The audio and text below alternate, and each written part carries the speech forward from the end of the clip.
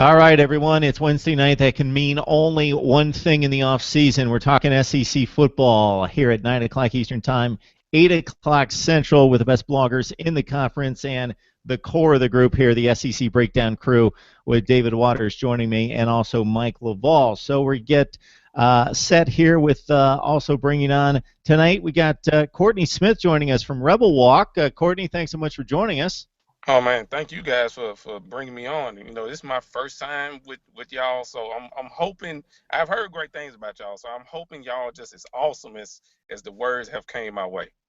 I hope the same. I was going to say that seems like a lot to live up to. So I'm sure that these two won't disappoint. You're going to have to excuse me, Courtney. Before we get to the nuts and bolts of spring practice and the positions, I just want to get a feel for what you felt like on the night of the Sugar Bowl, trampling Oklahoma State, getting that Sugar Bowl win. I know that that's been on Hugh Freeze's mind. That's been on the goal list for this program and his program specifically, finally getting back to the Sugar Bowl and doing something that hasn't been done since Archie Manning and crew back in like 70 or 71.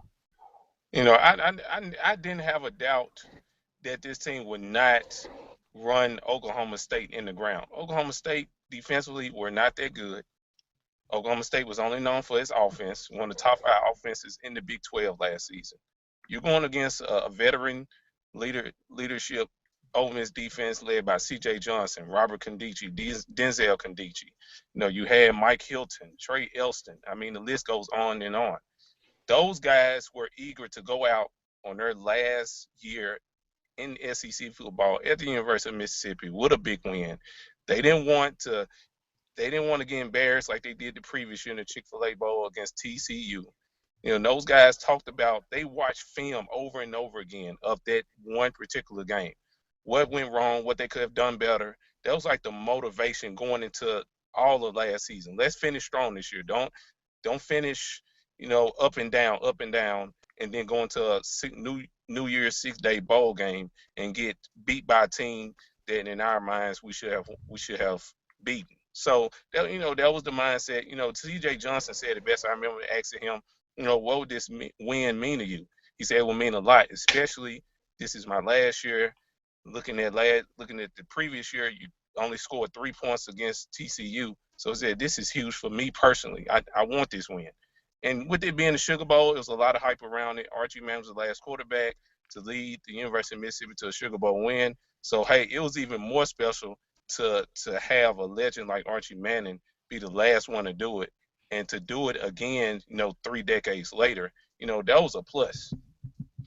I'm right there with you, Courtney. When I saw the line for that game, I was thinking, can I mortgage the house and fly to Vegas? Because I saw the Rebels stomping the Cowboys in that game, and of course it came into play. So you mentioned the name C.J. Johnson. Very impressed with this kid coming in as a linebacker initially on campus. They had to move him to D-end. He performed double-digit sacks. Then they have to move him back to linebacker because they needed the leadership, a guy that really understood the defense, would call the plays. Plus, they were extremely thin at that spot. Now he moves on, hopefully, to an NFL career. How are you looking at linebacker this year? Right now, the top guy at that linebacker position, that's a pretty versatile linebacker. I would have to say right now, DeMarquise Gates. He's the returning leading tackler. He had 76 stops last season. You also got Terry Caldwell. He's the only returning linebacker to have made a start last season for Ole Miss that's returning. Then you bringing in 2 transfers. To make one of the guys that I kind of talked about in the story that I wrote earlier was Dedrick Bean Dukes, from Iowa Western Community College. He was originally a commit for Georgia. He was redshirted his first and only season in Athens, transferred. He went to led a community college team to 10 wins, and also had 70 some tackles. 2 interceptions, 2.5 sacks. So his numbers are looking good. But when you're going from D2 to Division I SEC football, is arguably right now, as many people have said throughout the year, SEC is one of the toughest conferences in all of college football. So you're stepping into the big boys league, a league that has had a lot of guys taken in the NFL draft, a lot of guys that went on to have awesome careers. So he's stepping in big shoes. For a guy like C.J. Johnson, who basically was who anchored that middle linebacker position, and then also he was at times he played stinger when he had to. So Gates is real confident. Talked to him yesterday. He seems like he's ready to take on the leadership role. He's ready to be the guy and to lead this defense that's really gonna need him. They're gonna rely heavily on him because this defense is really young. Had Treadwell, the Condichis of the world. This is the recruiting class that put Ole Miss on the map. What's the mindset of replacing those guys? This is kind of uncharted territory for Ole Miss to have to replace, the guys that are going top of the draft, first round talent. What's the mindset of, of Freeze and the coaching staff and the rest of the team of having to finally replace stars? And we saw this past recruiting season and recruiting class that they're doing it again. Does it start there? Yeah, I mean, you just recruited a recruiting class. ESPN ranked this class that's coming in number 4 in the country. So, a lot of expectations are really around this group that's led by Shea Patterson, Benito Jones, Trey Nixon. The list goes on and on. Jaron Street, Devon Penniman.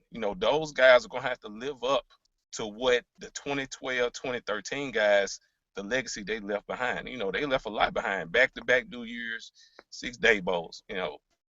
You finished top 3 last year in the West, in a tough West at that. It wasn't easy to do. But Dan Warner said himself. He said it yesterday. It's going to be tough replacing Treadwell. It's going to be tough. Womack said it himself. It's going to be tough replacing Robert Condici, Denzel Condici, C.J. Johnson. It's going to be tough. The freshmen, as of right now, all of them have said that hey, it's kind of difficult with these freshmen. They're trying to catch on to the speed of the game. They're gradually coming along. Right now, they're slow. They're not trying to go fast on these freshmen because they know it's going to be kind of tough on them trying to adjust from high school to D1 football.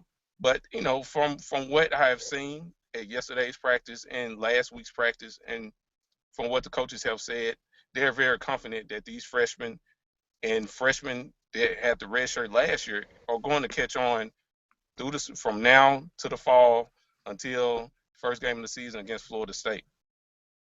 And I'll hit the passing game next. We Treadwell's gone. He was the go-to playmaker, and now coming into this season, are they gonna have that one guy they can count on, or is it gonna be kind of more spread amongst the wide receivers as a group? I think they're not going to have a number one guy. I don't see that there's too much talent on this team this year. Depth wise, this team is real deep at the receiving position. You got Van Jefferson, DeMarcus Lodge, who didn't see the field at all last year. Then you bring back Markel Pack. You bring back Stringfellow. Those are 4 receivers right there that Kelly is going to have a field day with if those guys are on the same page. So, to me, any of those guys have the capabilities of doing what Treadwell did last year. I'm not saying have 1,000 yards receiving in the SEC. I'm talking about more like being the leader, commanding everyone's attention, demanding double teams. I think Markel Pack or Stringfellow has the capabilities, but I just see Kelly spreading it out. Having all 4 of those receivers.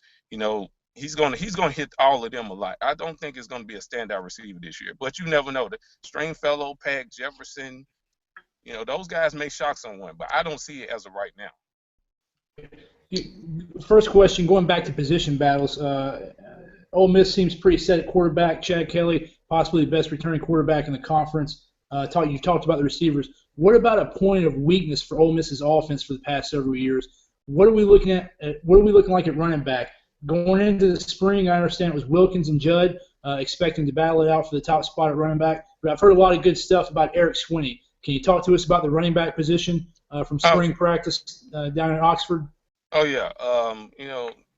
Warner mentioned that these running backs he have this year are very physical. They'll run you over.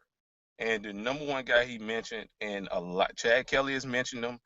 Hugh Freeze has talked about him a lot. He's been like the hot commodity right now at the running back position. That's Eric Swinney. He got hurt before the beginning of last season. You didn't see him at all. Whereas this year he's really came along. Some have been surprised that he's come along this quick after sitting out a full year.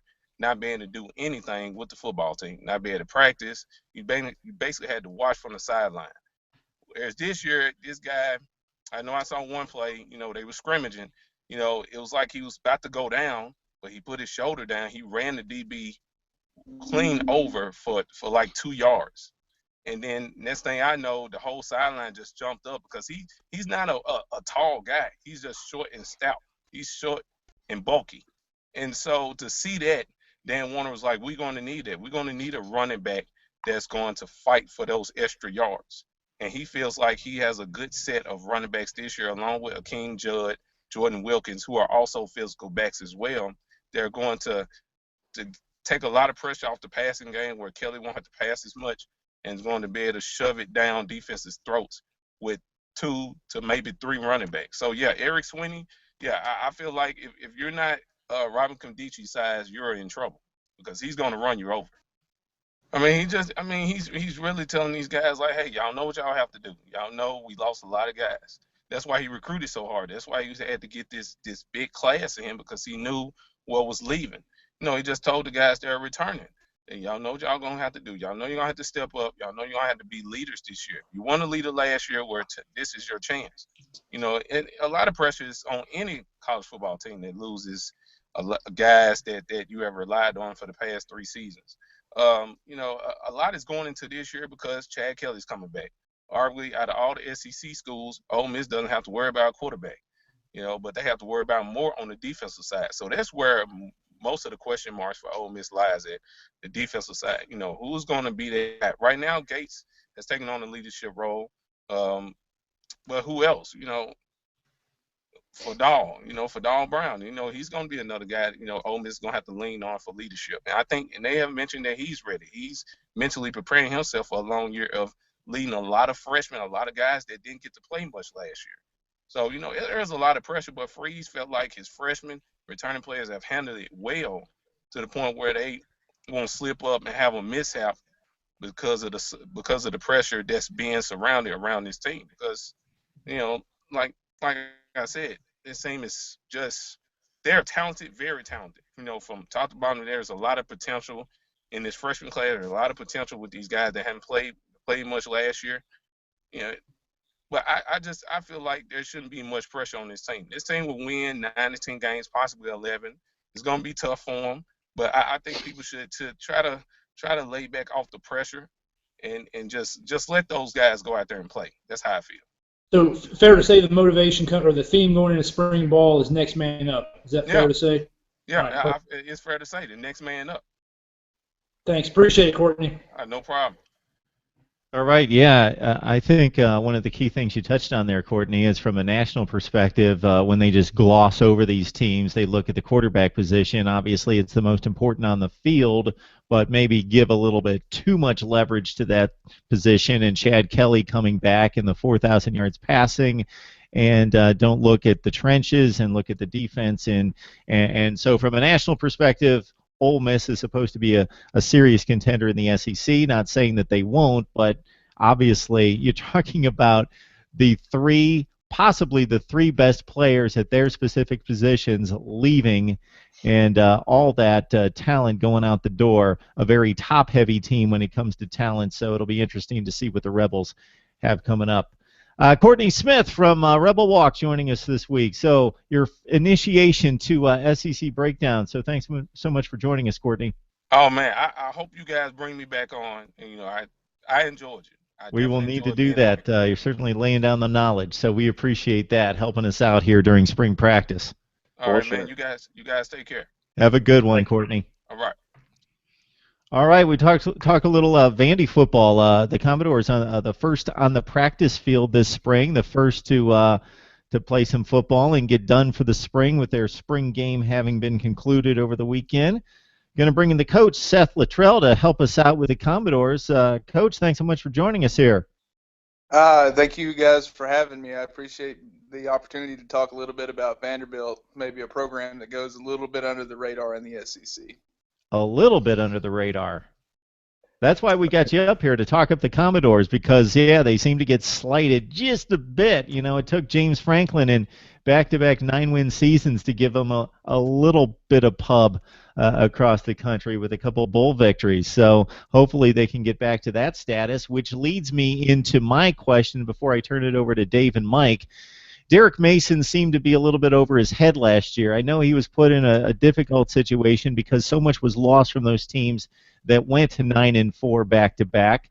But right out of the gate, the offense couldn't handle a Temple squad that we found out a year later was much better than what the billing was at that time. Just coming out of the gate in that first season, much a debacle with three quarterbacks playing and nobody really could take the reins and make it an efficient passing game. Much better results this past season, but maybe that was much of the Eastern Division coming back to Vandy in the likes of South Carolina and Mizzou in particular. So your thoughts about Derek Mason, where he stands in his head coaching position, and where this program looks to be headed? Derek Mason, to me, is a guy. I think he takes a little bit too much heat for what's going on at Vanderbilt. When Vanderbilt hired James Franklin, there was no doubt it was a slam dunk hire. Comes in, wins a lot of games, motivates the team, brings a new energy. They started investing a little bit more money into the football program. And when they invested the more money in the football program, they expected better results. Unfortunately, the one knock I have on James Franklin was some of the players that he brought in. A lot of them didn't exactly pan out. Brian Kimbrough, former four-star running back from Memphis, just transferred to Middle Tennessee State. He'll join former Ole Miss running back Octavius Mathers out there. But, you know, you lose a four-star running back like that. You lose another three-star couple of running backs that are just left out of the program. Then you have the scandal that nobody really wanted to talk about that cost you another 4 3-star prospects. And I won't dive too deep into that one because we all understand what's going on. But James Franklin, what he had done is he had recruited a lot of guys that were talented, but not necessarily guys that fit the mold of Vanderbilt football. I mean, you're talking about a program that academically is supposed to reign supreme over the other competitors in the Southeastern Conference. And with that comes the standard and the stigmatism that you're supposed to be a model citizen and you're not supposed to get these kind of violations and have these kind of issues. But a lot of the guys that was recruited by James Franklin just didn't like Coach Mason's attitude. You know, he wanted to change it up. He wanted to make it, hey, we're going to be this type of team. We're going to be disciplined. We're going to play hard. We're going to do things this way, my way or the highway. If you don't like it, then leave. But I would say after this upcoming season, Derek Mason's going to get an extension. I think Vanderbilt's in a good position right now, a lot better than people realize that they're in. All right, Dave. We'll dive into quarterback. We'll move it to this year. It seems like Kyle Shermer was, kind of took a stranglehold on the quarterback position. Johnny McCreary decided to transfer out. He didn't really, he came in with a lot of praise, but couldn't just really net down the quarterback position. And Kyle Shermer looks like this spring just kind of took the bull by the horns. Is a job his now going into fall camp? Did he hurt his case any, late spring game, or is the job his going into the fall? It's close to being his. Now, for the sake of all things, being competition-wise, being fair competition-wise, Wade Freebeck had one heck of a spring, actually. He looked every bit the part in the practices. And I will say this, Kyle Shermer, when Wade Freebeck wasn't around, kind of dropped off a little bit. So I think you're going to see a competition aspect between the two. If I was coaching the team and I looked at it from a bigger point of view, I would go with Kyle Shermer. One, because he was recruited by Andy Ludwig, and he was the first quarterback signed by Andy Ludwig. So he's exactly what Ludwig asked for. in a quarterback. So I think that would be my choice. But Wade Freeback, no doubt, has a big-time arm. He's just not accurate with the football. And we'll dive into a little bit of position change. It kind of seems with Oren Burks, a secondary guy that led the team, or not, it was third to team in tackles last year with 59 tackles, and now they're kind of moving him up into the linebacker position. And Kari Blasingame, switched from defense now to running back. That kind of seemed to be the two big position changes we heard about in the spring. Is that something we can look for more of with under Derek Mason? Trying to get more playmakers on the field. Well, Derek Mason has actually done a phenomenal job in recruiting. I admire the way he recruits because he looks at players that can play multiple roles. You talk about a guy that you mentioned, Oren Burks. Oren Burks was a linebacker coming out, and they recruited him to play linebacker. So, that was a situation where Oren Burks could play safety or he could have played linebacker. Turns out he's good at both, is good enough at both, and they felt comfortable moving him back up. In terms of Kari Blasingame, he played running back in high school and played both ways as well. And he's a guy that they looked at and they said, look, man, our linebackers are deep, perhaps the deepest in the SEC entirely. And you're trying to get these guys on the field, and a big need for them was a backup running back. So that was two of the big ones. Another big one was Dare Oda Yingbo moved from linebacker to defensive end. And that was a big one because he was a freshman last year, came out of Dallas, Texas. He's originally from Africa, and he comes from Dallas, Texas, and they recruited him in. He played running back in Dallas, and he also played linebacker. They recruited him as a linebacker. He got big enough and strong enough to move up to defensive end.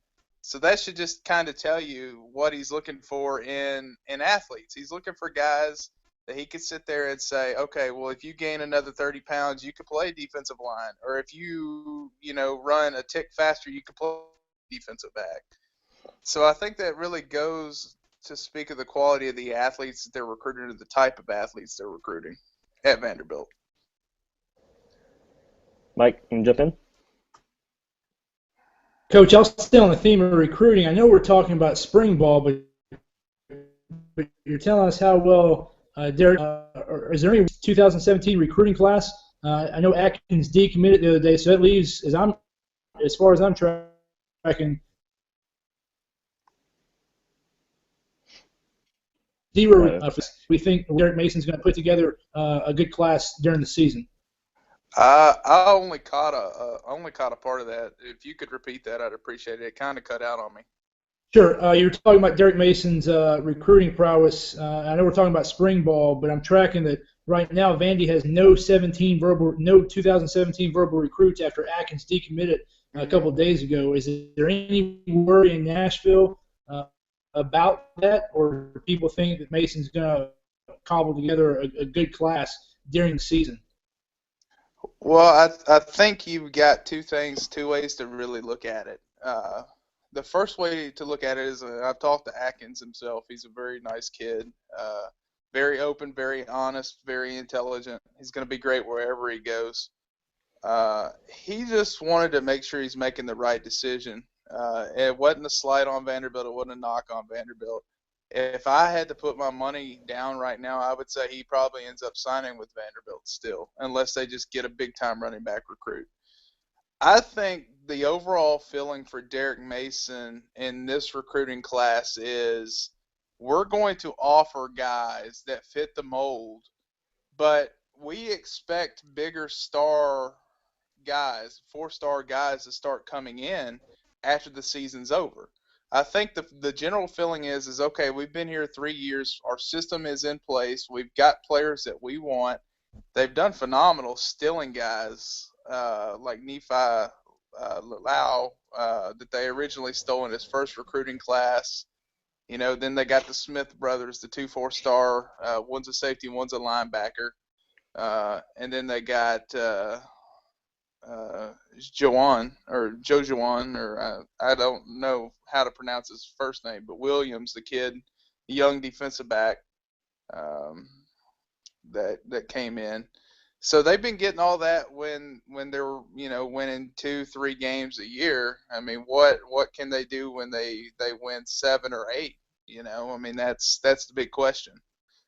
I think you'll see recruits come. I know they're going to have a lot of camps in the summertime, just like everybody does. I think that's where you'll see 2 to 3, maybe 4 guys come in.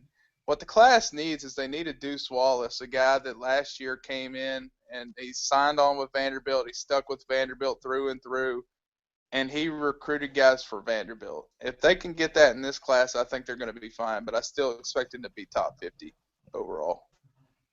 All right, this is SEC Breakdown. We come your way every Wednesday night at 9 o'clock Eastern Time, 8 o'clock there in the Central Time Zone, maybe assuming that the coach is close to Nashville there in the Central Time Zone. So, man, Coach Seth Luttrell, we appreciate the breakdown on Vandy.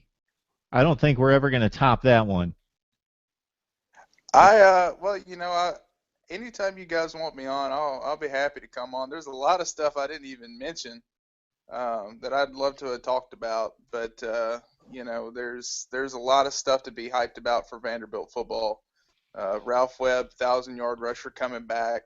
Zach Cunningham, first-team All-SEC linebacker. Nigel Bowden, a guy that we thought would be an All-SEC linebacker that got hurt last year. Andrew Jelks, potential left tackle, going to the NFL next year. And then all these young four-star players stepping up. So I think surprisingly, Vanderbilt is going to shock a lot of people. Do not be shocked if they're an 8-win football team this year. And don't be surprised that they beat South Carolina on TV Thursday night, September 1st. Coach, you do realize we're recording this, right? I do. Okay. All right. Yeah, once you go on the record, even if it's only March, you go on the record with that one. So we had Will Gunter from Fox Sports Radio on last week who threw out 8 wins for South Carolina, and I said, hey, we're marking that down. That's the pick, right? And then he started backpedaling.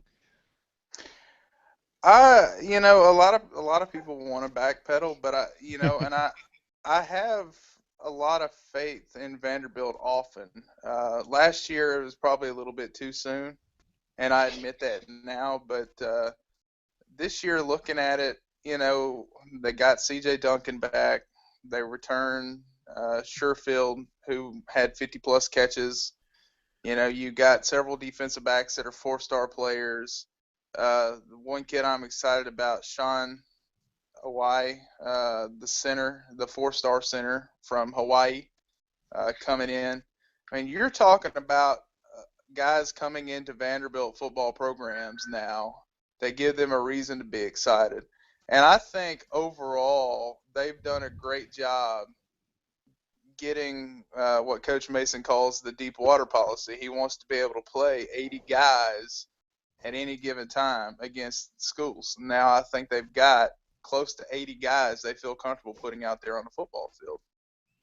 So, Coach, we're here every Wednesday night. So March, April, May, even in the dog days of where other people don't have anything to talk about, we will always have something to talk about. We're going to line it up with positional breakdowns for every position, every SEC team, top 5 at each position, coaches' rankings. So we would love to have you back at some point. I would appreciate it. That would be fun. I hope you guys take this a long way. It's been great getting all this info for Vandy and trying to get the word out for them and Coach Mason, and hopefully I could be back and spread more good news. Excellent. That's good stuff. So it's Coach Seth Luttrell. You can find him on Twitter at the Coachinator, right? Yes, the Coachinator.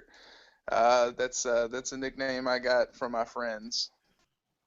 All right, good stuff. Again, it's SEC Breakdown. You can catch us on Twitter at SEC Breakdown. And myself, Mark Rogers TV. We got David Waters. Catch him at GatorDave_SEC, and also Mike Loveall, Mike_LWOS. Last word on sports for Mike there, who writes some of the best stuff that you're ever going to see concerning the SEC and college football. All right, guys, I think it's a wrap for this week. Great show. Good stuff. So we talked some Vandy, we talked some Ole Miss with a couple new contributors. So again, we're here every Wednesday night at 9 o'clock Eastern and 8 o'clock Central. So join us here. Make it a date on Wednesday night for SEC Breakdown. We will see you next time.